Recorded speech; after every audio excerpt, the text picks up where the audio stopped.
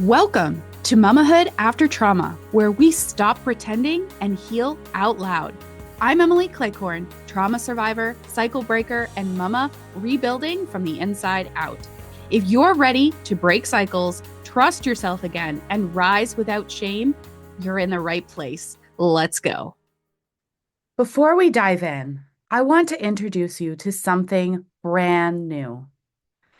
If you love the podcast and want a deeper connection to your healing, check out the monthly Peace Pack, a small trauma-informed tool delivered each month straight to your mailbox to help you find calm in the everyday.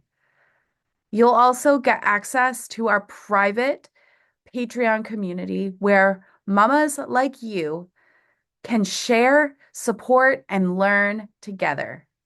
Sign up with the link in the show notes. Hey, Mama. Welcome to this episode of the Mamahood After Trauma podcast. Today we're talking about those subtle clues that your body has been trying to communicate with you for maybe years, perhaps, maybe. My body tried to tell me the truth before I was ready to hear it. And it's been speaking all along through cycles, patterns, and signals. In this episode, we'll explore the messages your body sends through your menstrual cycle, sleep patterns, appetite, and mood. Trauma can silence those messages, but once you learn the language, your body can become a powerful ally, and we can completely flip the script on that "my body hates me" narrative.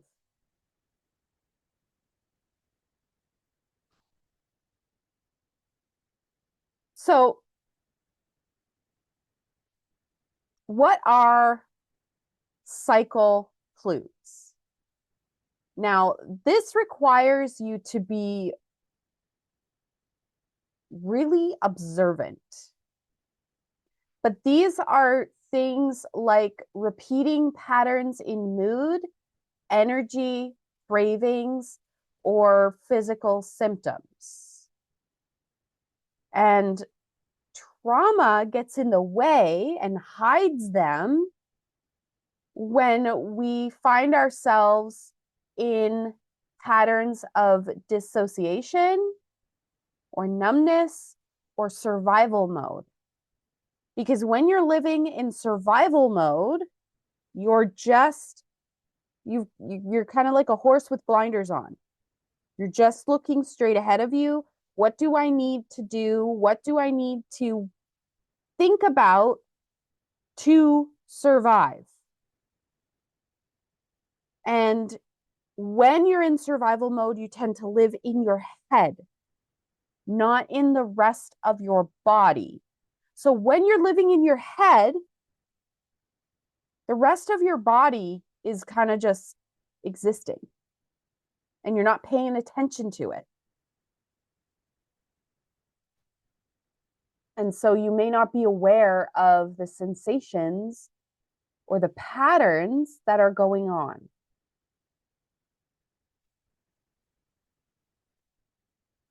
So for me,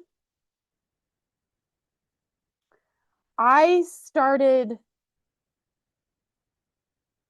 let me think here. I started noticing patterns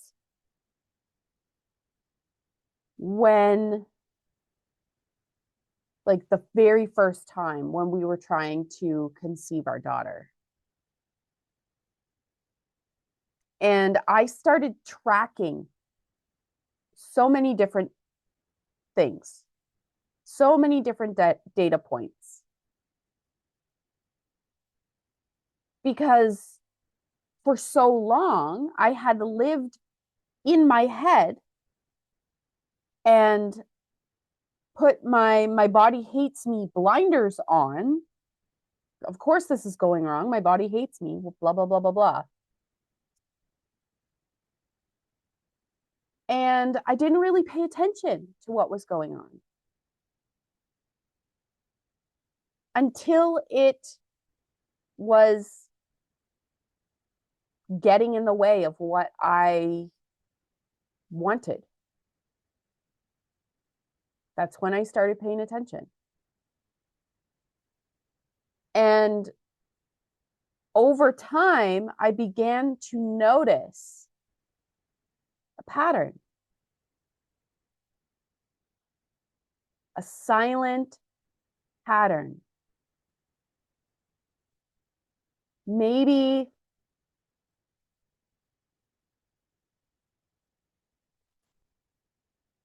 one that was playing out for a really long time, but it wasn't urgent for me at that point. And this is also about the time when I started really advocating for myself. I stopped being the doormat for in certain areas of my life. And in order for me to do that tracking, I needed tools. So, in my scrappy kind of resourceful way, I'm going to figure this out, make do kind of a way. I journaled. I used different tracking apps on my phone because of the time in which this was happening. And I made small daily observations. So, one of the things that I first started tracking was my sleep. How am I sleeping? Am I getting a good quality sleep? Then I started tracking my menstrual cycle. And I started educating myself about that. How it was in my body versus how a not stressed out system operates. And noticing those cycles for me was probably one of the very first acts of self-compassion that I did for myself. Noticing the cycles of your body, tracking your mood. Because, you know, as women, our mood fluctuates depending upon where we are in our cycle, what time of the month it is. And it's also an act of reclaiming your agency.